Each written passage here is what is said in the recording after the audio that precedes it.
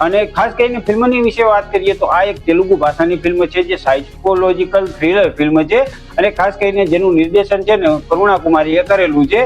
ખાસ કરીને આ ડિરેક્ટરની આપણે પહેલા કોઈ ફિલ્મ જોઈ નથી, પણ આ પહેલી ફિલ્મ છે. ખાસ કરીને આ એમેઝોન પ્રાઇમ ઉપર તમને હિન્દી, તમિલ, તેલુગુની બધી ભાષાની અંદર જોવા મળે છે. ખાસ કરીને આ છે ને થિયેટરમાં 6 ફેબ્રુઆરી આવી હતી, પણ બોક્સ ઓફિસ પર જાજુ કમાણી નથી કરી શકી, પરંતુ ઓટીટી ઉપર આવ્યા પછી બહુ બધી જગ્યાએ ચર્ચાઓ થઈ રહી હતી, તો એના કારણે ખાસ કરીને હું આ ફિલ્મ જોવા ગયો. પણ આ ફિલ્મે છે ને મને કહેવાય કે એટલો બધો ખુશ પણ નથી કર્યો ને એટલો નિરાશ પણ નથી કર્યો.